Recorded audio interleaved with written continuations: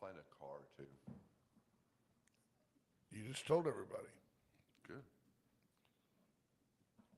Hey, everybody. Good morning. Welcome to the Wade and Carter program, Wade and Carter show. I am your host, Mr. Wonderful, Brent, along with Commander Cody Howdy, in howdy, studio here. Today, we're going to take you through the process by which we produce the show, which means we're going to find the content as we go.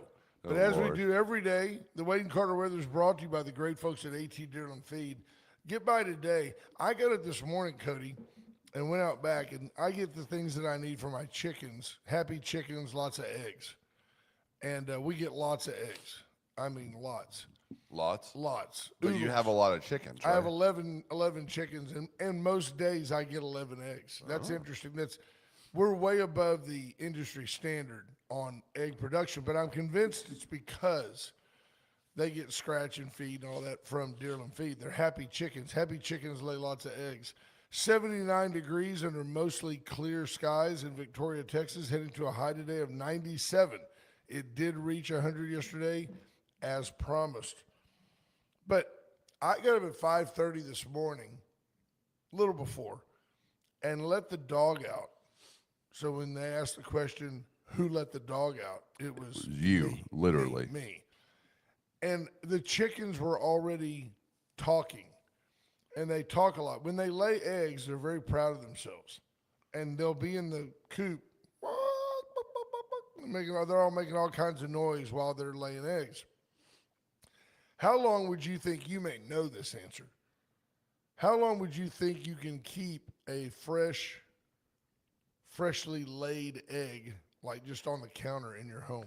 If you don't wash it, I thought it was 2 weeks. Yeah, it's at least that. Comfortably 2 weeks.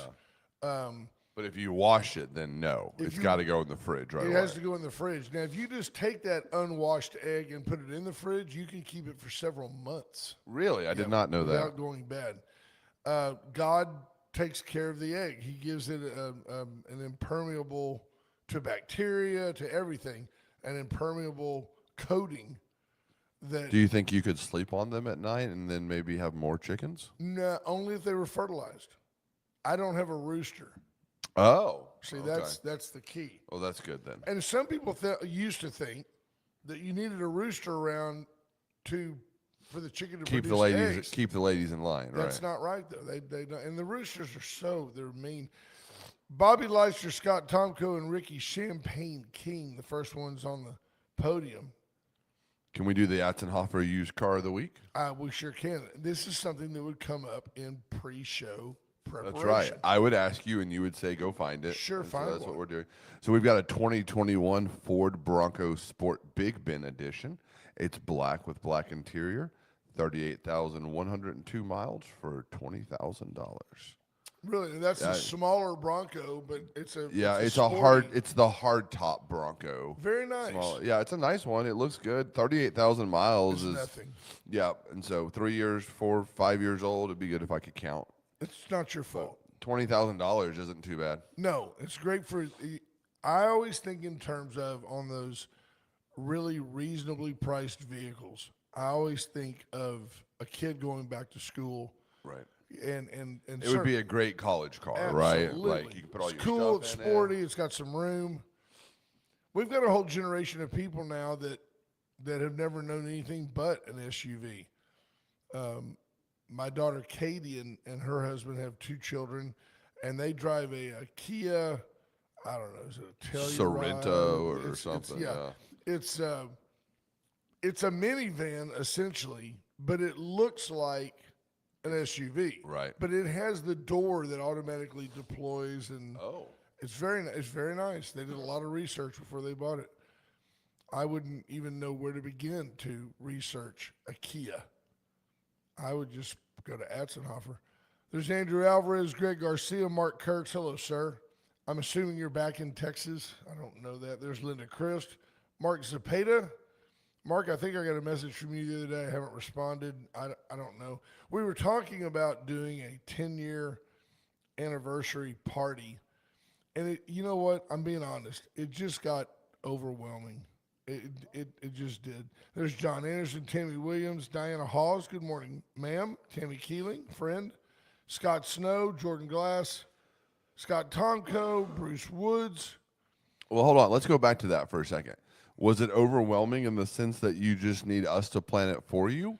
Or is it overwhelming in the sense of it's been 10 years and it's just a whole lot to deal with all at once, especially with Ash being in Egypt now?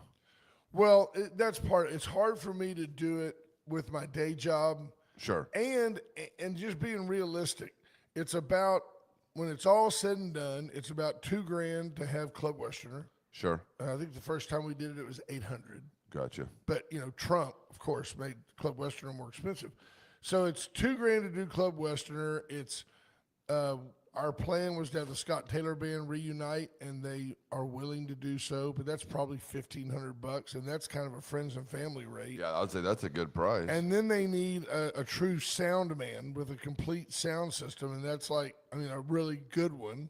So, there's only a couple of people in town that do that. That's at least $1,000, probably $1,200.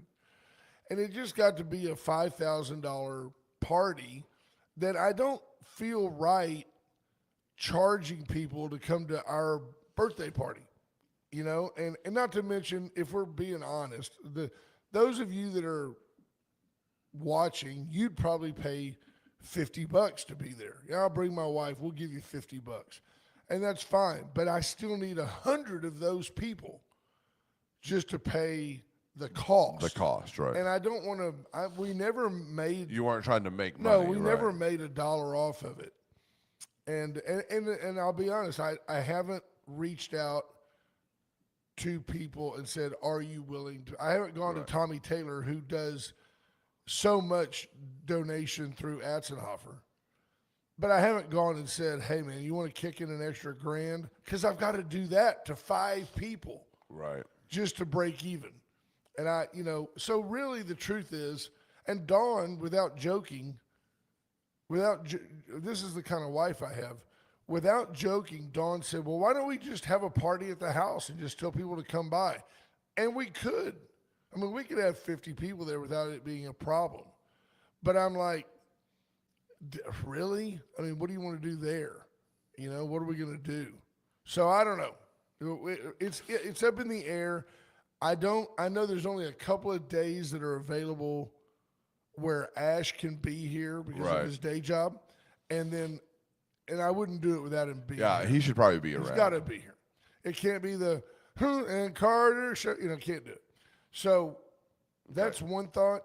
And then the other side of that coin is, if we push it back into November late or December? November's our anniversary.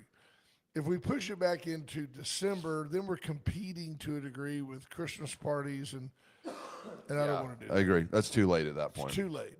All right, so totally different subject. Dawn would like you to pick that car up on the way home For Caden, right? Yeah.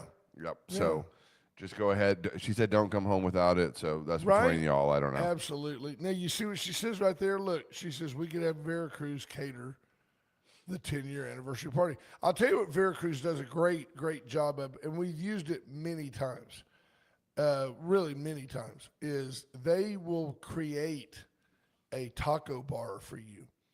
And I'm talking about that Jake will come out to your home with the Veracruz delivery van.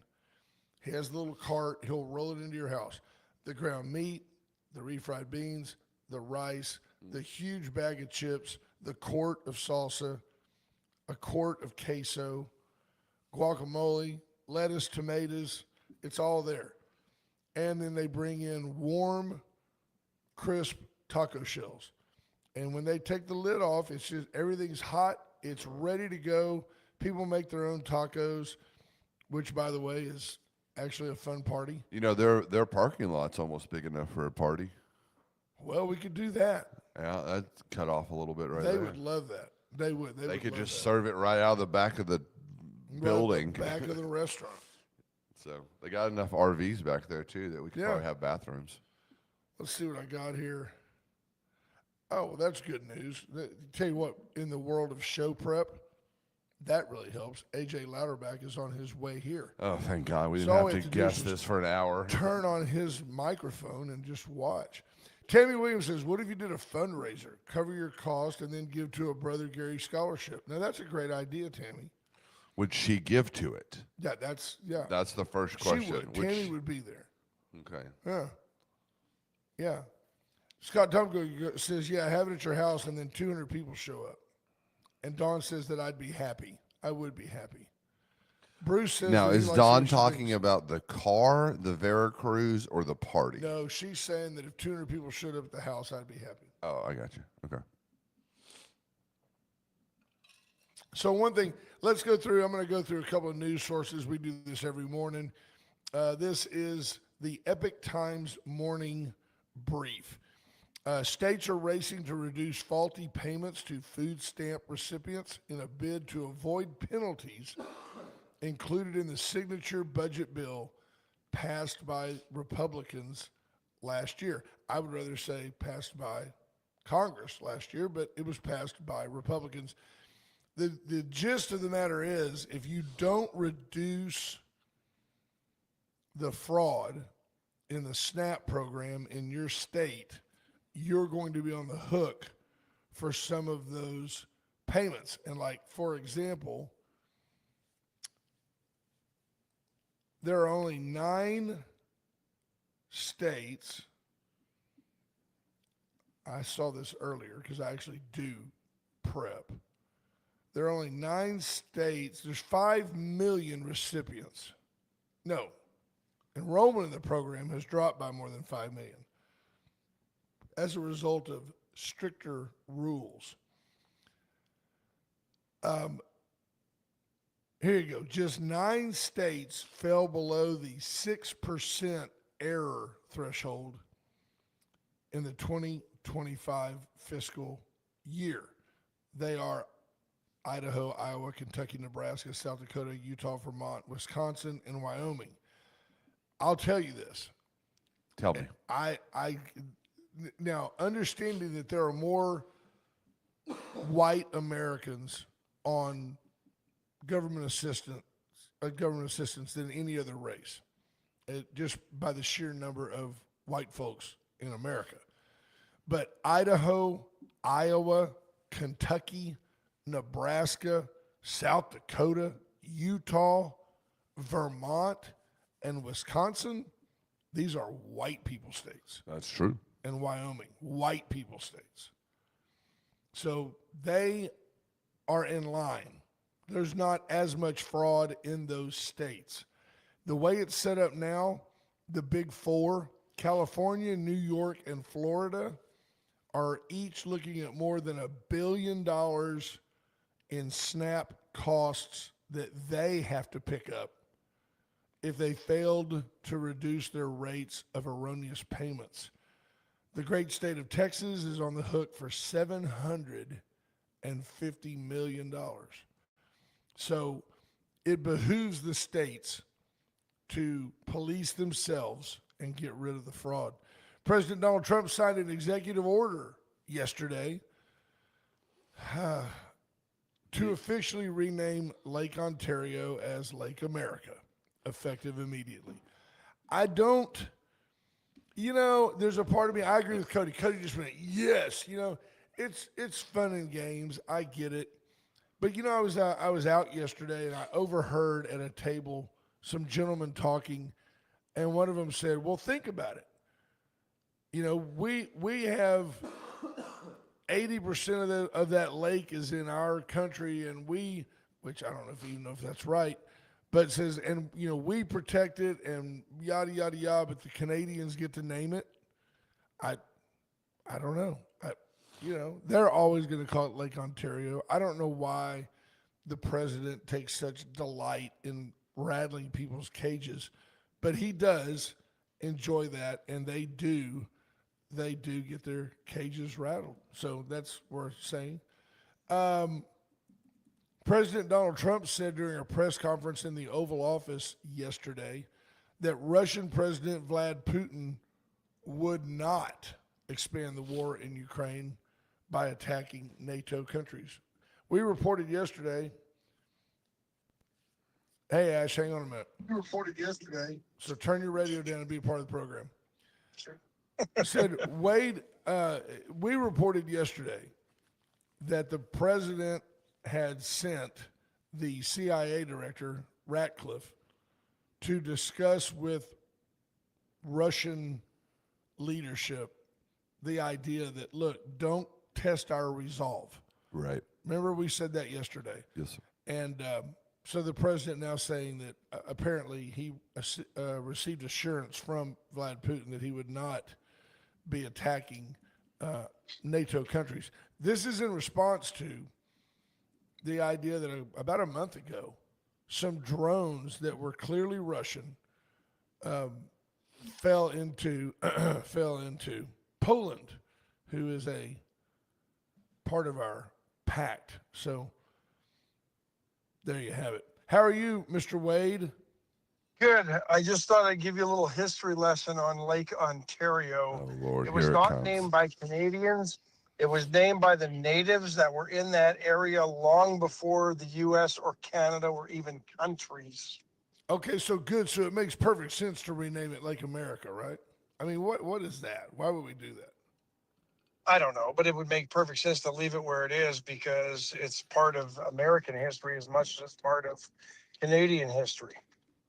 That's fair. Is it any different though than what was it, Mount McKinley being called Mount Denali? You know, I mean, to a degree, Denali was about natives, wasn't it? I don't think Denali was ever named Denali until Obama wanted to name it Denali. I don't know. I know No, that's the mountain was never called that. It was just a rock. It was just a volcano out there that was inactive. But we named it McKinley after one of the presidents, and then they decided, and so Trump put it back.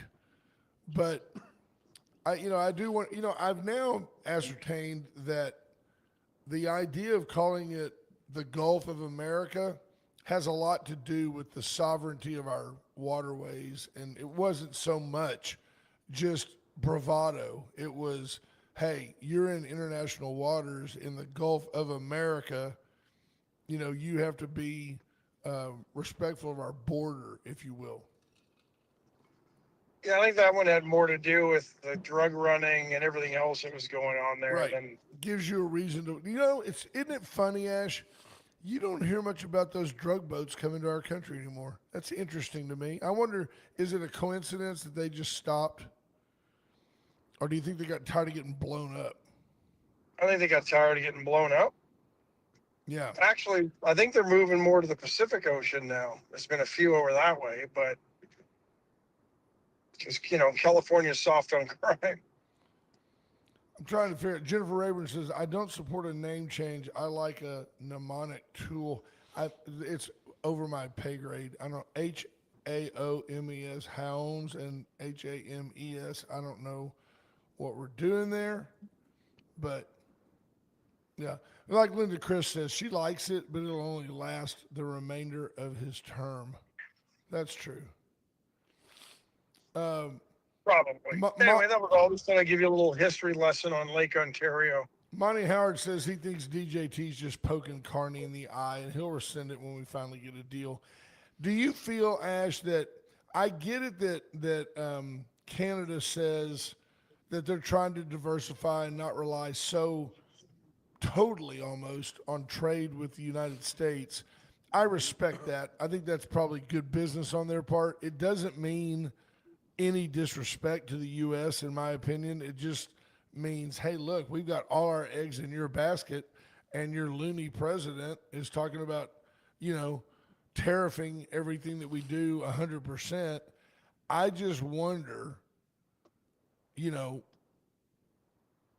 is Canada capable of replacing the trade they do with the U.S.? And aren't they, at the end of the day, kind of somewhat captive by the U.S.? Well, I mean, and the U.S. is to Canada as well. They are each other's partners, regardless of, I mean, that's Are just they a our fact. biggest trade partner? Yes. Interesting. Although, And what's really interesting, the largest part of the trade deficit is the oil because of all the oil that America imports at a volume discount. That factors into the trade deficit and makes up like 90% of the trade deficit. I mean, $50 billion in tariffs on products, that's really a nothing burger when you talk about the trillions of dollars that the two countries trade, right? I mean, and some of the silly things that were tariff, like when he first got into office, I think this last time, and got mad at Canada because Canada was tariffing milk. right. And turns out that a lot of that milk was getting poured down the drain, so to speak, because they couldn't turn it into anything. And it's only after certain volumes. It's just, I mean, the car thing, I don't quite get. I know part of it was because, you've got dealerships in Canada or manufacturers in Canada. Yeah, And Ford makes parts for in fact, they make the F-250 and the F-350 in Canada. And if you start tariffing that, didn't the president but you're make never going to exceptions? diversify. Canada's never going to diversify enough of its trade economy unless, I mean, where do they go? China? They have been. Yeah, I think they do. But I mean, yeah, I don't know what's going to happen. I think there'll be a deal. I don't know if it'll be anytime soon.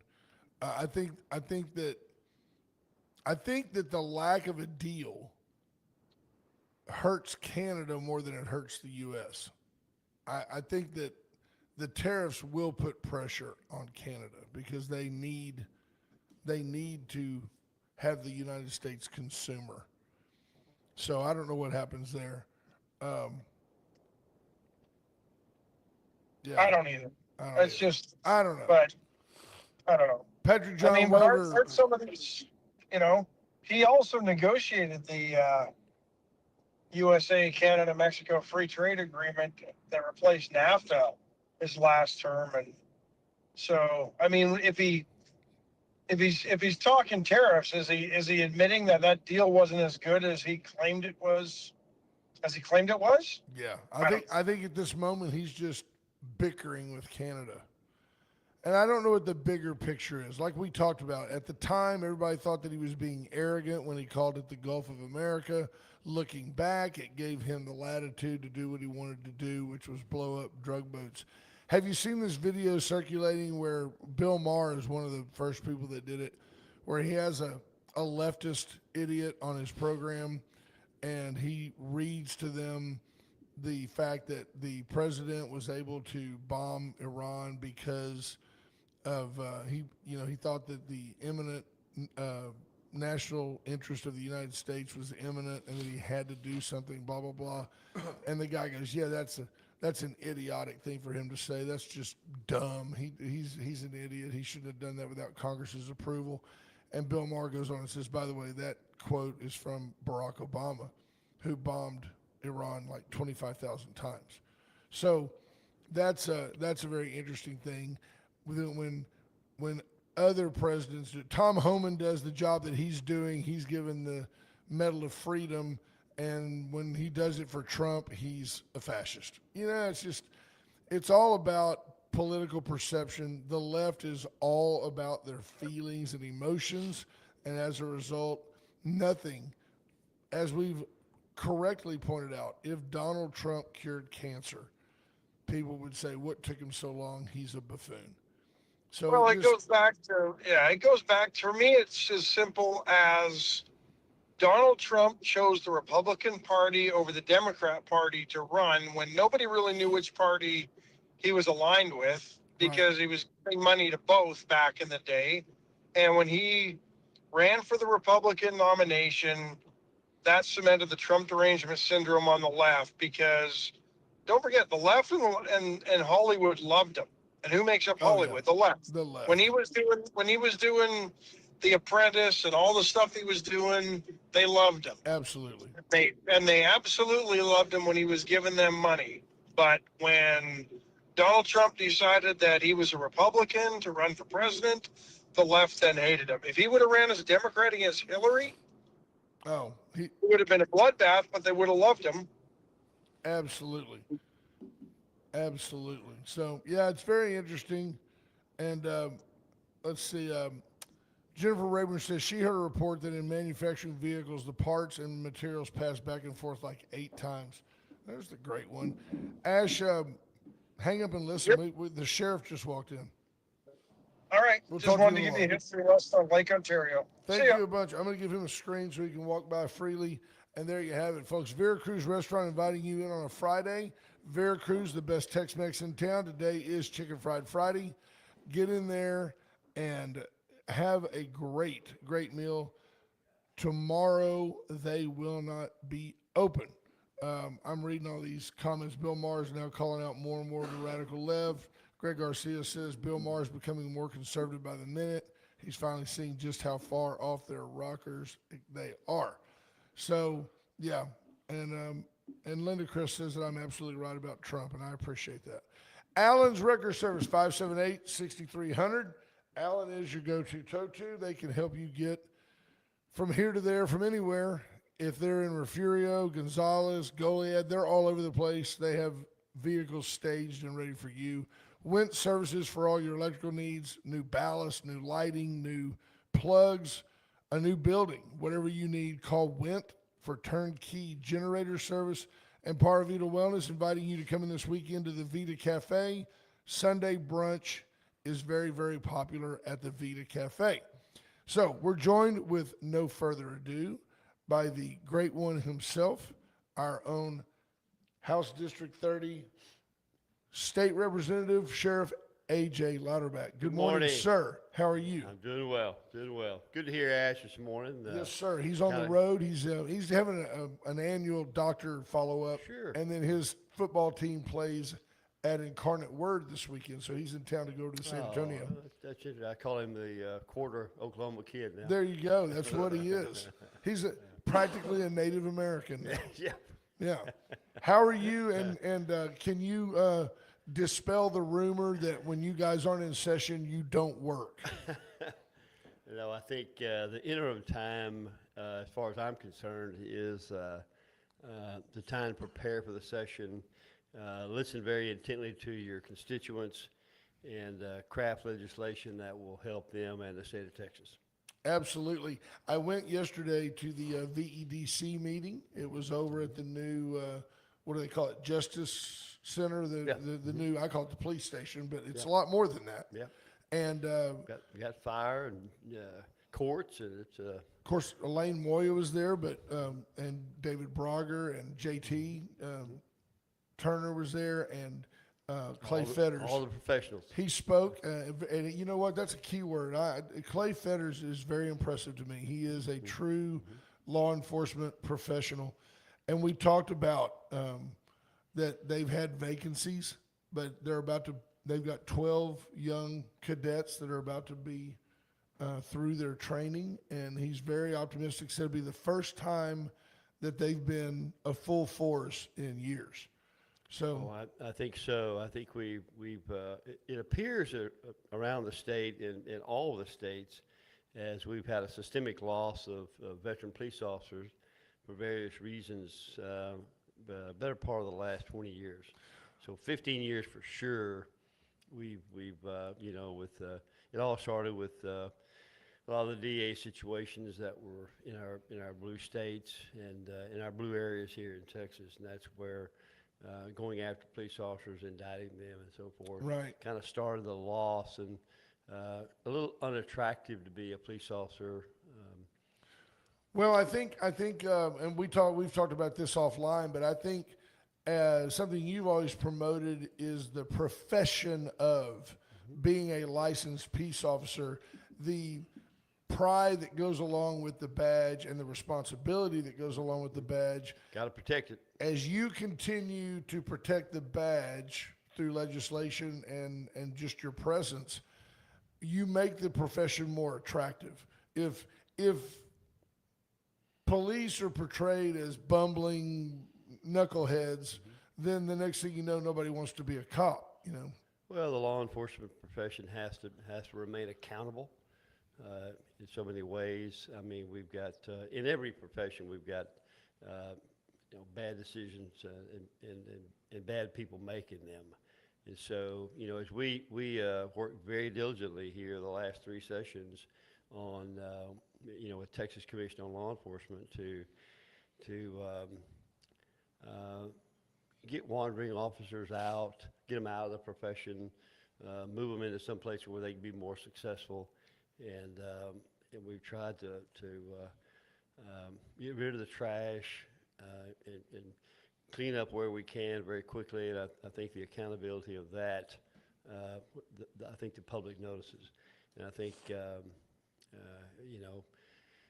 we've got a number that commit crimes each year. Right now we see a huge interest in flock cameras, and the abuses that are driving some of that narrative.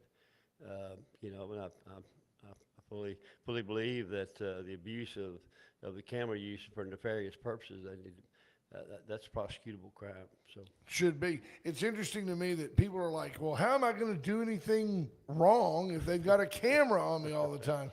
I think it might serve as a good deterrent for some people. well, there's a lot of misinformation as usual on this thing, but the verifiable veracity of the whole issue is that flock cameras properly used by law enforcement are a tremendous crime-fighting tool, and there's abuses that need to be cleaned up. There's some guardrails that need to be put in place. There's some things I think we can do. I think Flock is working on doing many of those things, announcing weekly some of the changes they're making, to kind of clean up the retail aspect of their cameras and what they offer. The cameras in the parking lots that don't belong to law enforcement. Right. ALPR data and so forth, we've used for years. It's a camera taking a picture of a car going down the road. Right. The ones that you see the little monitor that says slow down or here's your speed. They're also taking pictures of your license plate. Yeah. Yeah. That hasn't been evasive. There are people that don't like that, I'm sure, but it's based upon the fact that your daughter may be in one of those vehicles that we get a hit on. It's pretty important there. Right. And That's so right. as we, and I think we have to, as in all things, I think we have to balance that out and make good common sense decisions on how we can utilize portions of the information as a crime fighting tool and still protect the citizens. Right. For those of you listening on Magic 95.9, we're visiting with our state rep, the Honorable A.J. Louderback. Sir, what do you make of, have you heard anything about, I've just heard bits and pieces of this, I think, Texas-based ICE agent that some state is trying to extradite over, apparently he shot through a door or something. If you don't know, I don't know the whole story. Cody, look it up for me. ICE agent got, another state is trying to extradite this guy saying that he broke laws in their state, but I think he's from Texas. Well, there's a process for that. It's the investigation will reveal.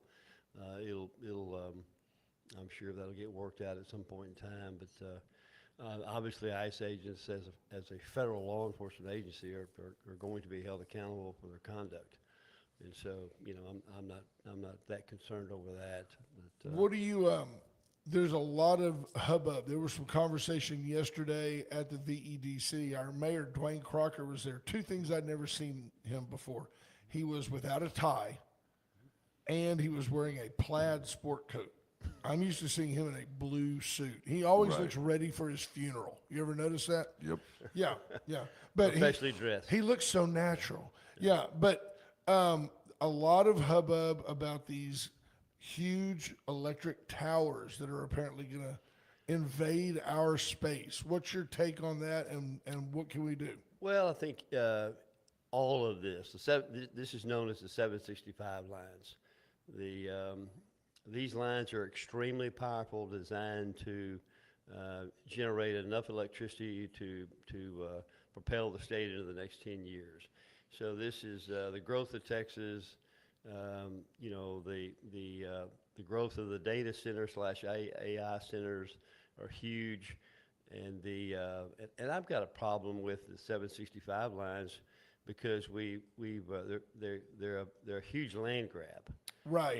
And the lines that are, my point, the common sense point is, where electrical lines are already ran, these lines aren't going through there, so they're traversing, new areas and legacy ranches and property. The devaluation of property concerns me. You've got a home that winds up next to one of these proposed routes Right. that I'm not sure the sale of that home is going to be the same. Right. I'm concerned about that. And then who compensates that homeowner? You know, I mean, if you live on a bluff and you've got a beautiful view, and all of a sudden you're looking at the top 2/3 of a huge power pole out in your backyard, that's disheartening.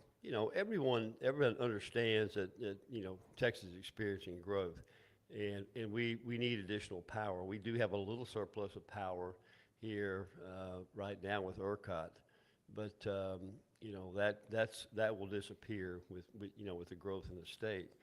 And but one of the things legislatively with my colleagues, House and Senate, is that I don't think we were fully informed about the actual land grab, and then the proposed routes by like we've got one line coming through here.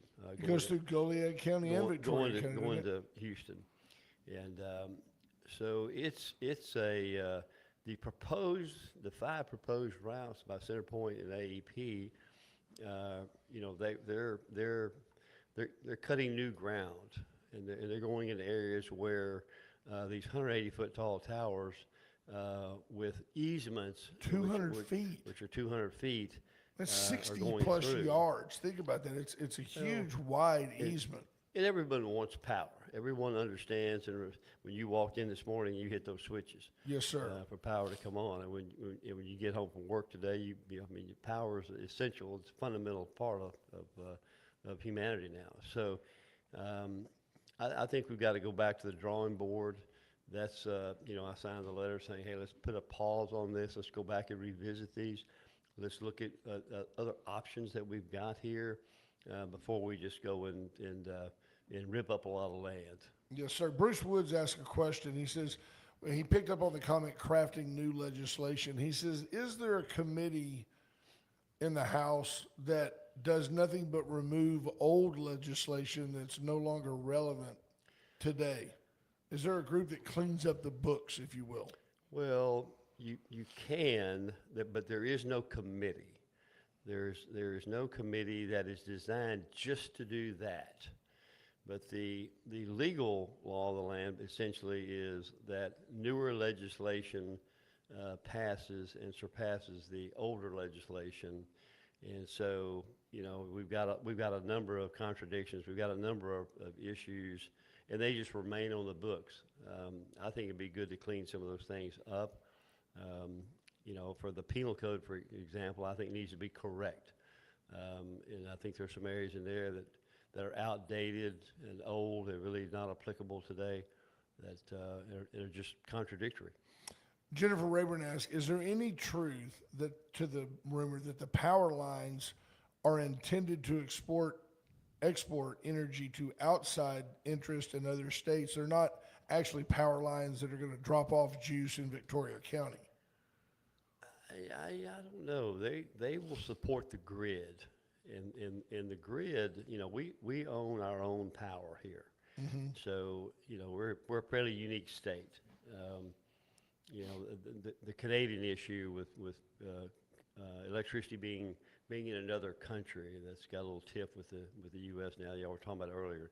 So, I think we're very, very fortunate in that respect. But it's these 765 lines are going to propel Texas for the next 20 years, and that's the design. That's what they're supposed to do. They're supposed to give us adequate power to for the coldest days and the warmest nights. So that's what it's designed to do. So it's going to augment it, and they're very, very powerful. We run off of about 40% of our power comes from natural gas plants, which are known as 345s.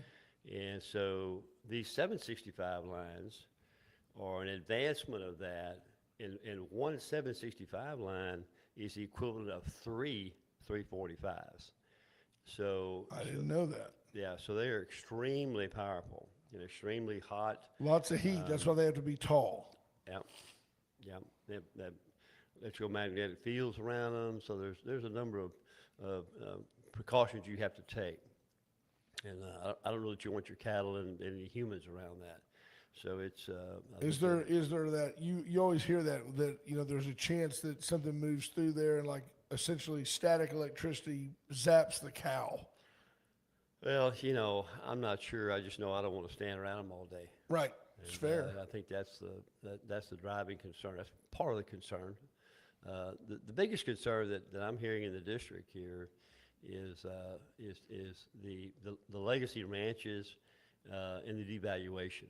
I mean, I think these are the number one areas, and it appears to be that there are some places when we look at even the West Texas lines that are going out there, which West Texas, the oil fields in West Texas are what's driving the entire process of this. Right.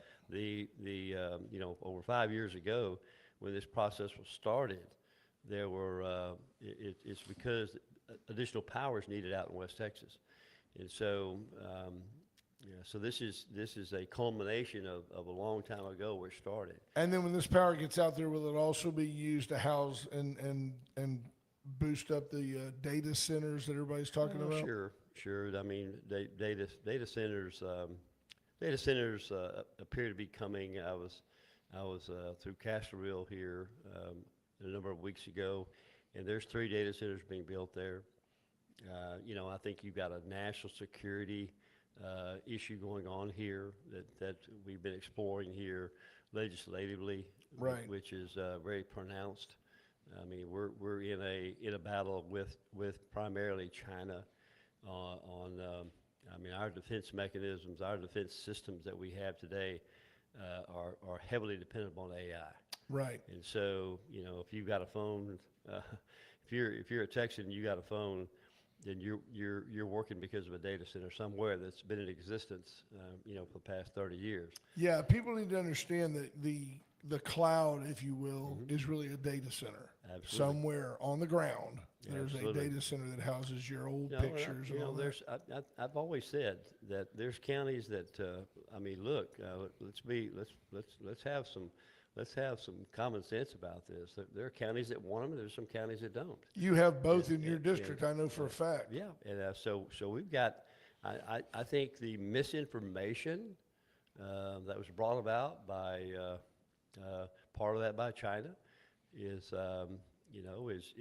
very pronounced. I think very effective to establish some narratives. I don't think the data centers have done a good job. There's a lot of complexities about data centers. There's a lot of different water systems. There's a lot of different misinformation about how much water they're going to use and how much is going to be in the. It's a lot of it's called a closed loop system. There are several closed loop systems, in and of itself, and there are several sizes of data centers and how much water they're going to use. So, you compare it to a golf course. You need to look at just how much water are we going to consume. Right. Because water's. Got to commodity. Got to take care of water. So, and how much power requirements are they going to have?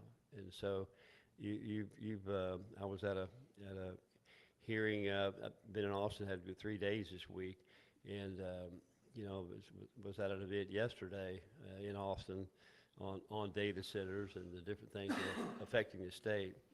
And so there's a lot going on. I think it's not funny like ha, but it's interesting funny that you've always said I can't represent you if you can't get a hold of me. I can't represent you if you don't see me. So I know that 1 week you may be in Matagorda, 1 week you may be wherever. I find it interesting that you've had equal passion of people saying in one county, we want these data centers. We're going to make money off of them. We got to get them in our community, AJ. Help us. And then you go to another county and they're like, we don't want those data centers and you've got to help us get them out of here. And I've heard you say, well, okay, we can make everybody happy. I mean, some of you want them, some of you don't. In our newsletter, we did a survey on there, which was pretty interesting and pretty well received. But my main role is as a listener, to see what and then to figure out the best decision that's going to work. And so, Right.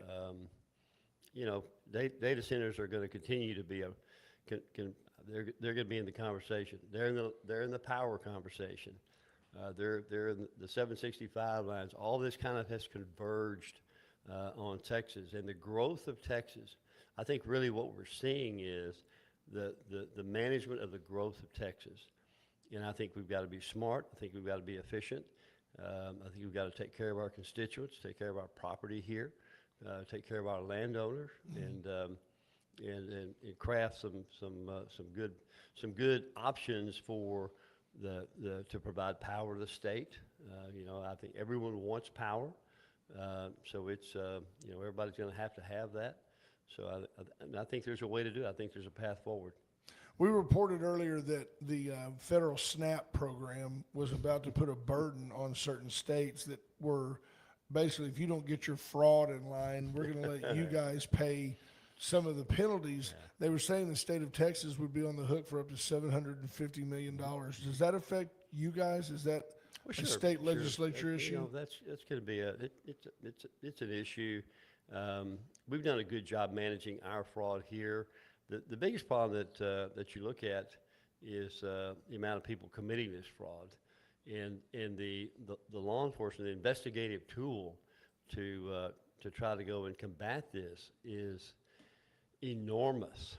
And so when you've got in one county, when you've got hundreds of thousands of people who are fraudulently defrauding Texas and the federal government, we work those cases here, and those cases are reported, but the sheer number is staggering. Well, and the percentage of people, not just Texans, but people in America in general, who are on some type of federal government assistance is a staggering number. It's like 1 out of 6 or 1 out of, it's just a crazy number. Which certainly 50 million certainly people. too large. I think one of the that I got some intelligence on was Wisconsin, Michigan area. I think that fraud there was simply overlooked. It appears there's evidence showing that they simply didn't have the resources and appeared to be disinterested in far as doing something about it. And the Somali issue has come up repeatedly because it appears that when they came here to the United States, this is why they came here. Right, they're like, what do you call it, dumb like a fox. They came here and were, some people have determined or feel that they were advised of how to beat the system by government officials. When you've got a young man with a camera going to place after place named Nick Shirley. Yeah, he's just blown up. Who has actually fundamentally changed the information narrative on the whole thing. Right. And really brought to bear you're just not checking. You're just simply not doing your job in checking where this money's going. Yeah, Linda Chris says, with so many jobs available, people need to be put to work. I marvel every morning when I go to my Texan store and grab a tea or whatever, sometimes a beer, in the morning, just to get going. But it is interesting how many white pickups there are in the parking lot. People are working, and I'm talking about sometimes pre-6 in the morning, there are 50 cars at that store. People getting their coffee and all that, bags of ice, cases of water, and they are working right here in Victoria County. There's a lot of people working every day. Yeah, the state's at work. I mean, we've got that culture here that we need to promote. That good, honest work is a good day, and I mean that's at times in this country we've kind of lost that in certain areas where Right. it's better to not work and just receive some type of monetary assistance. Have you heard anything for the upcoming session regarding the expanding of the school voucher program? I've had people say, in fact, Ash and I kind of agreed, which usually means we're right, that, you know what, it might be nice to kind of pump the brakes for one session and let this just kind of leave it where it's at. Everybody seems to think there's going to be an expanding this session. Have you heard anything specific on that? I would think that there's nothing been in print about public education funding. So there's nothing. There's been a couple of small snippets, but no real substantive issues. The school voucher program was very popular. You know, our public schools are still in business. I don't know if you knew that. They haven't closed one school here because of the school vouchers. It's very interesting. In fact, they just got more money from us. Isn't that interesting? It's it's likely that there could be an expansion there.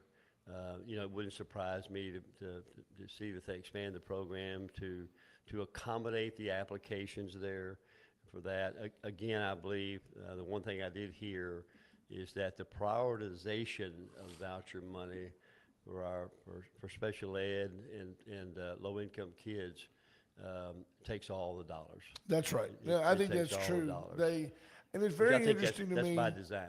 If you've got one special needs child and you have 6 kids, they can all get a voucher because of that one kid. I think there's probably needs to be some refining of it, revolving common sense. But I think so. I think there's always going to be that. There should be responsible government. We need to look at each part of this.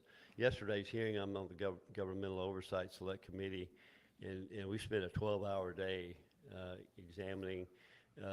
And part of the examination, probably for about 4.5 hours, was on the manipulation of tax money into education foundations. So that was a very very enlightening session there that we had with on educational foundations, and then we addressed FOIAs, Freedom of Information Acts, and location, public information that where it's going to take place. So it was a long hearing, but very interesting. well, I tossed you a softball. We have obviously a few of our listeners that if you would have just said, I am crafting legislation to expand the school voucher program, there are several heads here that would have exploded. So I thought I'd give you that opportunity. But yeah, no, I think I can't say it's a nothing burger, but I hope that school voucher program has helped the special ed kids and the underprivileged kids. And I think it would be nice if we could expand it out to where other people can raise their kids the way they want to. Well, fundamentally, the voucher program is about parent choice. I mean, if you're going to say that the only choice for a child in Texas is public school, which we have that attitude that, right. that a parent doesn't have any say there. They just need to go to public school, suck it up, and do whatever, take the education that they get, good, right. bad, or whatever. And so we've got great school districts here in Texas, and we've got a few non-performing. And so Beaumont. And then we've got our urban centers, which are the actual problem of this. Right. This is what school vouchers really were designed to do.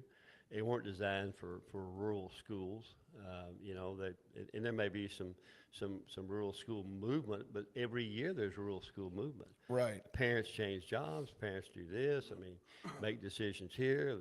I mean, there are divorces. There's a number of reasons why kids are changing, and I'm simply looking for the best education method that we can craft. Well, Governor DeSantis has often said that, which it's been 20 years now in Florida, and it hasn't decimated their public schools either. Yeah. And Ron DeSantis has said, look, competition is good for everybody. Absolutely. And the public schools in his state have gotten stronger since the voucher programs were employed. Obviously, that's going to be an end result of the situation. But I think if we're all on the same page about a better education for all of our children here in the state of Texas, we're going to be a better state for that. Right, absolutely. Can you hang for a minute? I can take one last quick sure, break. Sure. Folks, get into Chestnut Furniture this weekend. See why you just always do better at Chestnut. Bobby Leon and his team will help you outfit your home, whether you need bedding or furniture, dining room suites. They've got it all. They'll deliver it to you this weekend. Go by and see how Chestnut and Love make your house a home. Get in there this weekend and check it out. Palace Bingo, where friends meet friends. Get in and play bingo and have a blast and support 7 local charities: Boys and Girls Club, Kiwanis, Warriors Weekend. Palace Bingo is a charitable organization. Get in and play and have fun. White Wing Materials, they will help you whether you need topsoil, fill dirt, gravel, sand. It's 920 SAND. That's the number for a reason. 920 SAND for your next project. Astros update, First State Bank of Louise, friendliest little bank anywhere. Get in and see them. Free checking, free savings. You can operate online. Never even have to have a checkbook anymore. You just get a debit card and go. Astros beat the Yankees last night in New York 5-1. Good game, good outing. Probably good to get out of the Bronx. But the Astros did win, and I think they're probably doing okay. Everybody on radio, we're visiting with our state rep, Sheriff A.J. Louderback, and he's getting ready. It's unbelievable. We talk a lot, and he is constantly preparing, and has been for a year and a half, for the next session. So I was fascinated the time that I spent in Austin last year during the session, and it's a beehive of activity. And just trying to follow you I had to put on the second day, I took off the dress shoes and put on those little Colehans with the crepe sole because I couldn't keep up. Of course, he rides a horse through the hallways, but at any rate, just going from meeting to meeting, and important meetings that, about law enforcement and just crazy stuff. So do you have any law enforcement initiatives coming up this time? I do. I do have. That's the lane the speaker has put me in and selected the lead. And so we've got a number of things, I think, to help clean up the industry and help law enforcement perform better. My theme for this session here, which I've had the time to put in, which I didn't have last session, was not in office, but as this year has gone by, I have time to craft what I think is a better Texas peace officer. I think we can do. I think there are a number of things that we can change. The end result will be a better decision maker here for the law enforcement, public safety community. I think that's the overriding concern here.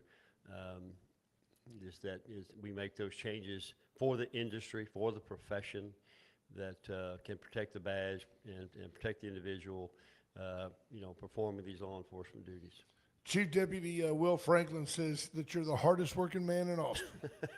Well, there you have it. Thank you, Chief. I don't know that that's the case, but he does a great job. We absolutely. love Chief Franklin. He and Sheriff Marr are fantastic. Just do a superb job on running an agency, from top to bottom, A to Z. They do a superb job. Yeah, also I'm reading here. Okay, so you've got that coming up. You've got you're doing things to refine the process of developing law enforcement officers. I think Texas, by and large, has a really good reputation overall for our LEOs. I think so. I think we need to enhance that. I mean, one riot, one ranger. I'm kind of always striving for number one on this thing nationally, and we've got some very good law enforcement related bill on school security, school safety. So this is very, very. I think this is a critical year for that on how we're accomplishing proper school security. We're bumping up to the top of the hour, but I wanted to ask you, you mentioned that the speaker came to you. How does that process unfold? Does the speaker literally come? It's in a dream. No, but yeah. Oh, it's like Daniel, like we're just doing like prophecy. No, AJ. We cannot equate the Speaker of the Texas House with God himself. But so the speaker comes to you and says, "Hey, I want your help. I want you to wrangle up a dozen guys." That's usually here on the second floor We usually go there and Kiss talk the to 'em. ring. You know, it's not kiss the ring, but it's the direction the state's going. He's so literal. I'm surprised he yeah. didn't just draw his weapon on me right there. Like, So there, you know, there's expertise in the House and the Senate. Each of these, you'll see, like Senator Charles Perry, and my cohort, my great cohort, Senator Lois Colcourse, she takes care of HHSC, which is Health and Human Services. So that is her lane, and you'll see chairmanships are given to Charles Perry is known as the water person. Cody Harris is known as the water person. So they handle water legislation. right. So you'll see this repeatedly in government. You'll see the subject matter experts in that area working that legislation, and so. You know, we've got insurance lawyers there Right. that handle insurance issues, healthcare issues. We've got a number of doctors in the House and Senate that handle the medical issues and the medical problems that go along with that in our country, which are pretty profound. And we've got in my role as the only commissioned officer in the Texas legislature. It was pretty obvious that's where I was going to be. So here, Tammy Keeling, former school board member, makes a point. Says school security is the largest unfunded mandate expense in VISD, according to last night's public hearing on the budget. She challenges you guys to fund the security that you require. How is that coming down? So let's be real clear about this. I'm in 100% agreement with Tammy Keeling on that. From the very beginning, from Santa Fe tragedy to the Uvalde tragedy here. I think there's been a distinct failing, and I've testified about this when I wasn't a member of the House, but working the legislative system from a law enforcement angle. And so I'm in total agreement. I think we've always looked at this. We've looked at it from a different lens. And I think there's a better way to go about the entire security structure of a school. So how do we defend our kids? How do we defend our staff? So this is a fundamental part of what I do is to try to figure out a better solution to that. And funding is a part of that. We say it's never been funded properly in my book to adequately secure a school Right. in so many ways. And I mean, we've got limitations. We can't do everything. And funding is not clearly